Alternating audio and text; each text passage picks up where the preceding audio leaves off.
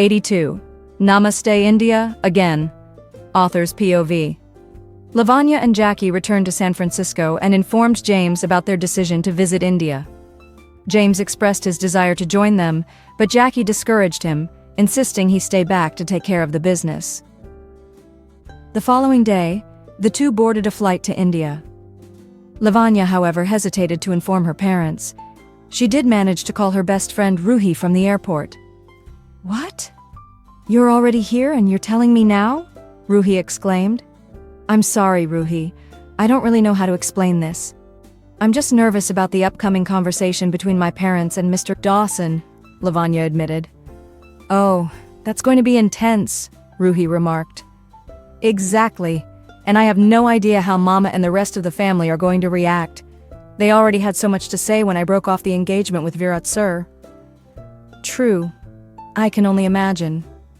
Do you want me to come? I mean, I may not be much help, but just for moral support," she offered. "No, Ruhi, I don't think that would be right. It's a family matter, you know." "I get it, totally," Ruhi replied. "I just hope everything goes smoothly," Lavanya murmured, stealing a glance at Jackie from across the airport. "Don't worry, it had to happen someday," Ruhi reassured her. Lavanya trailed off as she noticed Jackie approaching with their luggage. "Look, I need to go. Mr. Dawson is here. I'll call you later." Okay, but keep me updated," Ruhi reminded her quickly. "Yeah, bye," Lavanya whispered, ending the call just as Jackie reached her. "The baggage carousel is a whole task in itself," he huffed, finally putting the luggage down. Lavanya offered him an apologetic smile before saying, Mr. Dawson, I was thinking we should go separately." "What? Why?" "I've already called Jamal. The driver's on his way," Jackie responded, surprised. "How do I even explain my worry, Mr. Dawson? You have no idea what might happen if people see us together." "How can I stop you?" Lavanya thought to herself. Suddenly, she flinched slightly as Jackie touched her shoulder to bring her back from her thoughts. Yes, Mr. Dawson?" she said, startled. "What were you thinking?" he asked, narrowing his eyes. Nothing," she replied, blinking rapidly. Jackie chuckled as he watched a taxi driver theatrically trying to convince a Chinese couple to take his cab. When they refused, the driver began dragging their luggage towards the taxi stand, which made Jackie burst into laughter.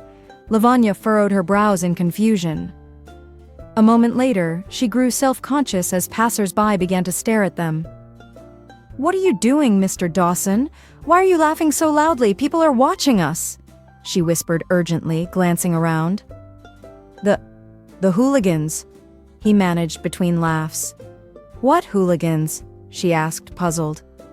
"Those taxi drivers," he said, pointing toward the stand. "Taxi drivers?" "Yes," he nodded, bursting into laughter again, which only annoyed her further. "Mr. Dawson, I have no idea what you're trying to say. Please speak clearly. Either talk or laugh, don't do both at once," she snapped, her irritation showing. "Oh, I'm really sorry," Jackie said, holding his stomach as he tried to compose himself. "Do you remember? I told you the other day, when I first came to India, all the taxi drivers rushed at me shouting.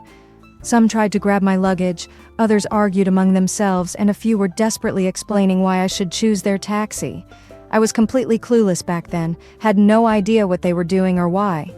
It was Balram who saved me from the chaos and explained how different taxi drivers act when they spot a foreigner."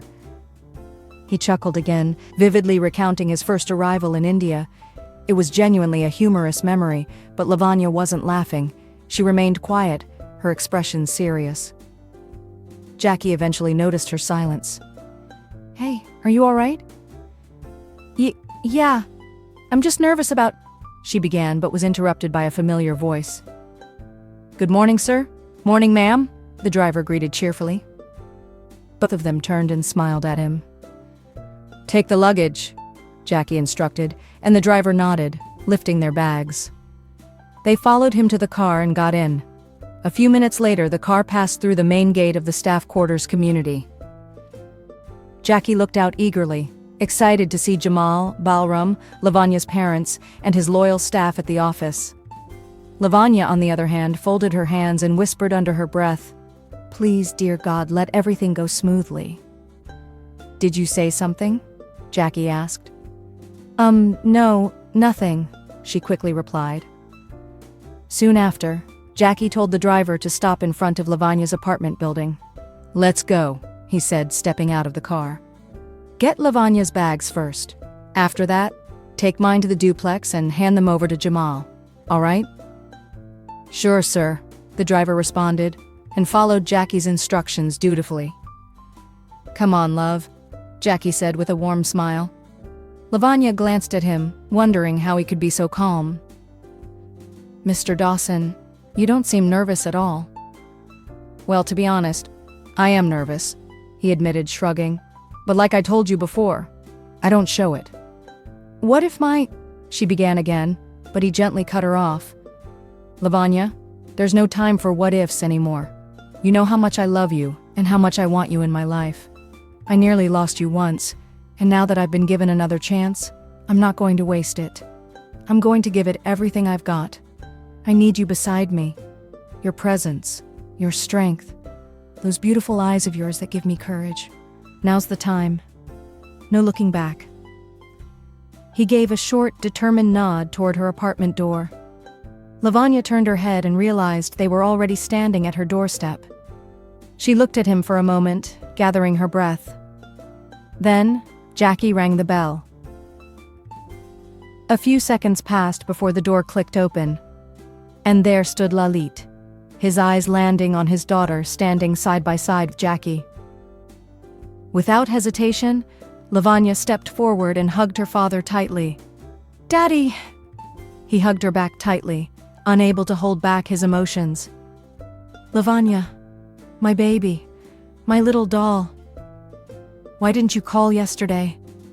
I missed you so much, and we were all so worried," he whispered, while Jackie stood nearby, awkward and unsure of what to say. Just then, Lavanya's mother came rushing towards them.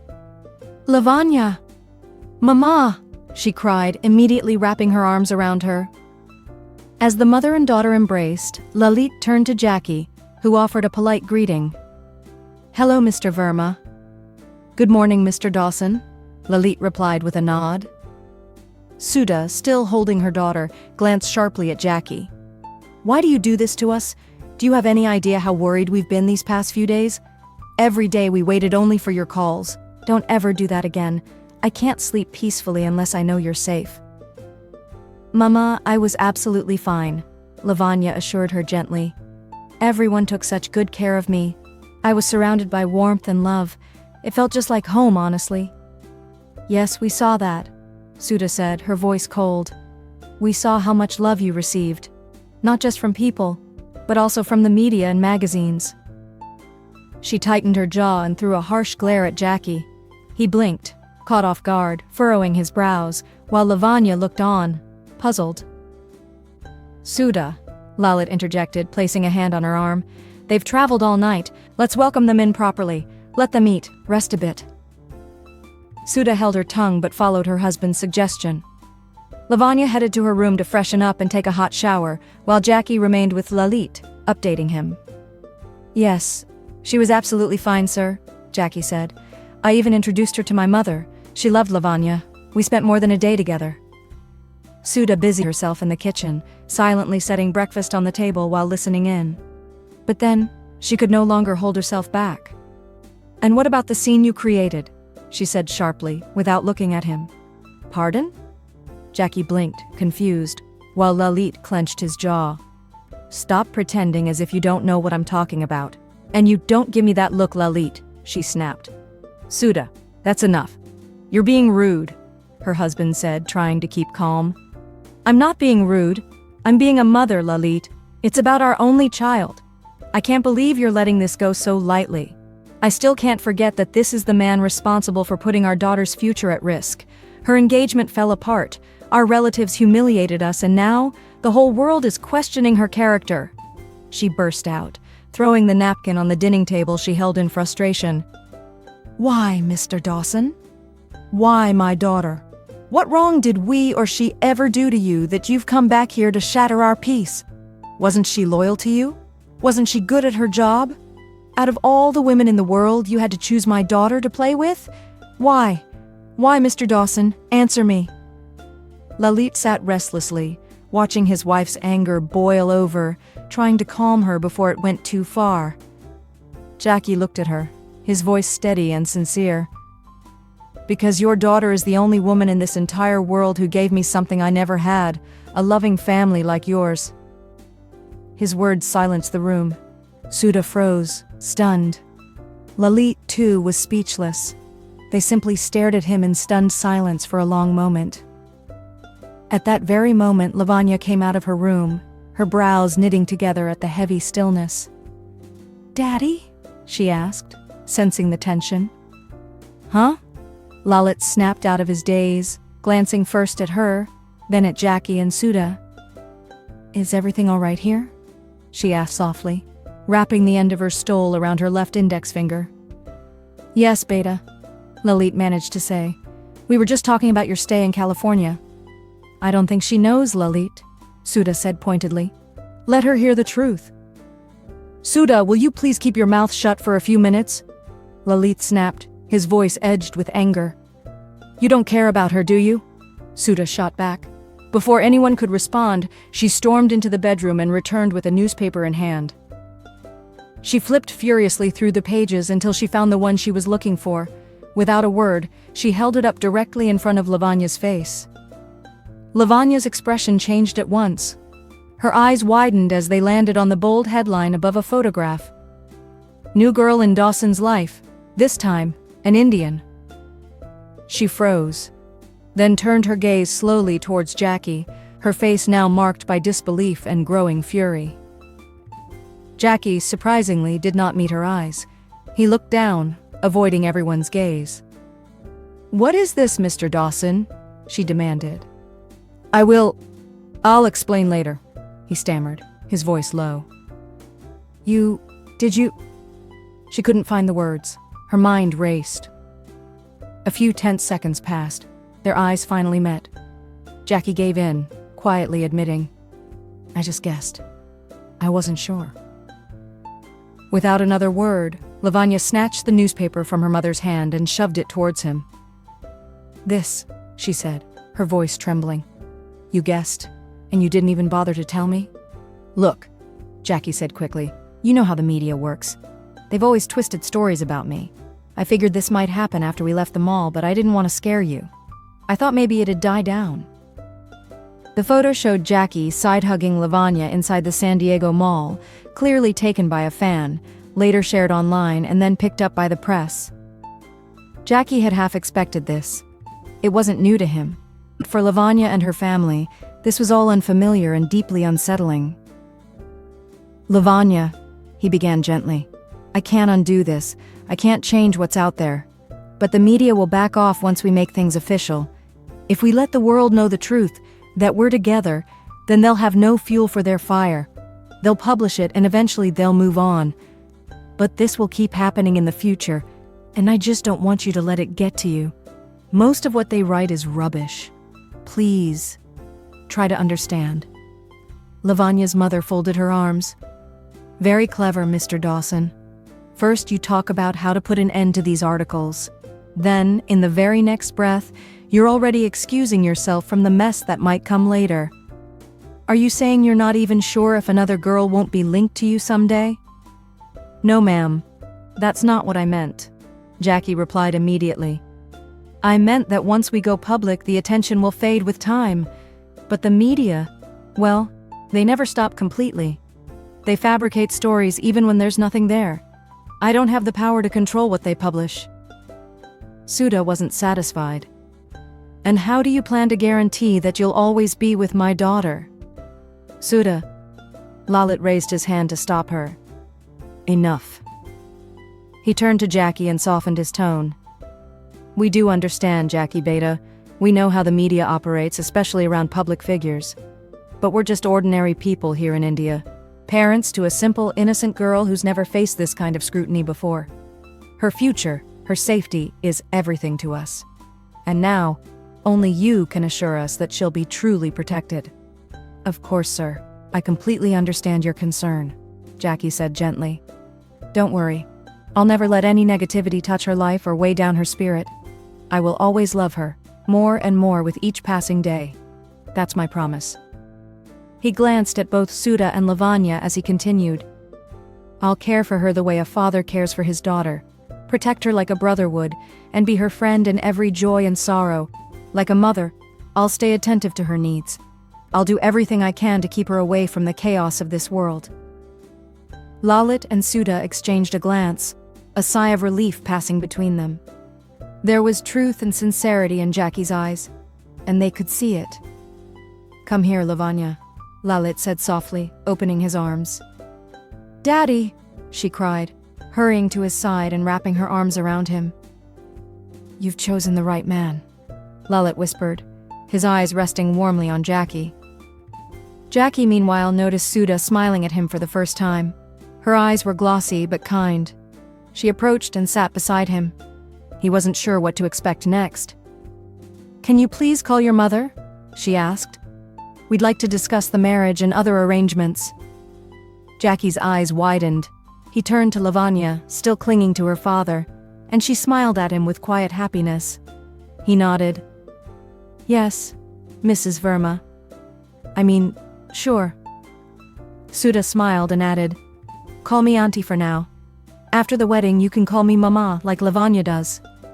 Lalit pressed a kiss on Lavanya's forehead, beaming with joy. Jackie pulled out his phone and dialed. He put it on speaker. "Hello, Mrs. Dawson. This is Lavanya's mother," Sudha said as soon as the call connected. Instantly, Jackie and Lavanya exchanged an awkward glance, both startled. "Mama," Lavanya whispered under her breath. It's Jacqueline Jones, Mrs. Verma."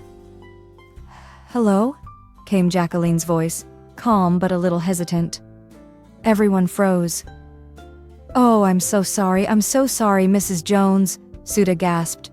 "It completely slipped my mind." "Ha! It's all right, really. No harm done, Mrs. Verma," Jacqueline replied, her voice warming. "I'm just glad I finally get to speak to you." "Same here," Sudha smiled. "Actually, our children wish to marry. We had our concerns, but as we've gotten to know your son, our trust in their decision has only grown stronger. We'd like to arrange their wedding soon. Lavanya's recent engagement was called off, and our extended family has been asking questions, ones we can't answer one by one. If you could come here, we can talk in person and finalize things." "Wow, my Jackie! Getting married?" Jacqueline gasped. Jackie sighed and rolled his eyes at the reaction. "I wouldn't miss it for the world," she said, her voice choked with emotion. "I've missed so many important moments in his life, but not this one. I finally understand. I'm still alive just to witness this day. Yes, Mrs. Verma, I'm coming. I'll be there soon." They exchanged goodbyes and ended the call. As the room fell silent, everyone turned to look at Jackie. He hadn't moved. His eyes were still fixed on the phone resting on the table, his expression unreadable, but his heart clearly full. Sudha looked at her husband, who gave a slight nod. She turned and wrapped Jackie in a warm, motherly hug. He was caught off guard for a moment, but then embraced her gratefully. "She's finally coming to witness my big day," he said softly, his voice cracking slightly. "Of course she is," Sudha replied. "She loves you dearly, Jackie Beta. She's missed out on so much just like you have. But no mother misses her only son's wedding." Her words sank deep into the hearts of everyone in the room. "James!" Jackie beamed into the phone as he walked toward his duplex. "Hey man, that tone says everything. I don't even need to hear it. Congratulations," James replied enthusiastically. "Thanks, James. And hey, you're my best man," Jackie said, his voice thick with emotion. "Damn right I am. Best man at your wedding," James laughed proudly. "You've been the best man in my life, James. You didn't even wait for me to ask. You brought Lavanya to California. That changed everything. Thank you, man. Truly." Whoa, why are you getting so sentimental now?" James teased. "Forget the thank yous. Give me the compliments I really miss. Bastard, moron, idiot, stupid. Ring any bells? Jackie laughed. I'll bring them all back in your speech. Just wait. They both laughed, letting the warmth of the moment soak in. All right, I'll keep you updated. Bye, Jackie said, entering his home. Bye, man. As Jackie walked in, he spotted Jamal wiping the dining table. Jamal! Jackie rushed over and hugged the teenager. I missed you, kid! Jamal stood frozen, unsure how to react. But Jackie didn't mind. His joy was overflowing. I'm so happy to see you again. I've got to call Balram too, he said, stepping back. And hey, make me a big Indian lunch. I'm starving. Jamal nodded quickly, still wide-eyed. Jackie ran upstairs and dialed Balram's number. The voice on the other end lifted his heart instantly. Oh, gee, sir, gee, how are you, gee? Jackie laughed. Man, I missed this. I missed you, Balram. It's so satisfying to hear you laugh again, sir. We missed you too. I'm back in India. And guess what? We're getting married. We? You and me? Balram blinked, confused. No, not we. Your sister Lavanya and I, Jackie exclaimed, rolling his eyes. What? Really? Balram shot up from his seat. Yes. Oya Terry, this is breaking news. Balram cried and began walking rapidly toward the canteen. What? Wait, what are you doing? Jackie frowned. Oye, Suno! Jackie Sir and Lavanya Bahina are getting married! Balram shouted, announcing the news to everyone around. Jackie could suddenly hear loud cheers in the background. His face dropped. Balram, hello? What are you doing? Who are you talking to? He yelled over the noise. Balram, can you hear me? Don't do that, stop! Balram! But the line was chaos. All Jackie could hear was cheering, applause, and Balram repeating the announcement like a radio host on fire. Hell crap. He's unbelievable, Jackie muttered, massaging his temples. What did you do now? Lavanya asked suspiciously when Jackie called her in a hurry. Nothing serious. I just told James and Balram about the wedding. But now the whole office knows, and probably soon the entire world. Great. You could have waited until your mother arrived, she scolded. You know how these things go. I know. I'm sorry. I didn't think it through. You've made a mess. You deal with it. I'm not stepping into the office until things calm down, she warned. No, love. Please, don't leave me alone. I can't face this crowd without you, he begged. Bye, Mr. Dawson. Have a great time, she said cheekily and hung up, giggling. It's so nice to hear you laugh like that, Beta, said a voice from her door.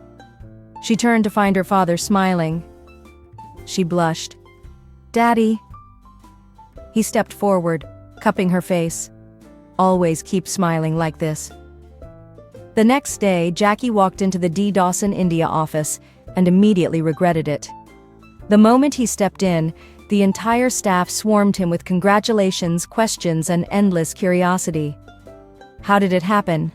Tell us everything. How did you win her heart? There were bouquets, greeting cards, gifts, and handshakes from every corner of the building. His office suite was overflowing. There wasn't even a chair left to sit comfortably. By the time he found a quiet moment to lean back, one unexpected name popped into his mind. He sat up straight. Virat Oberoi.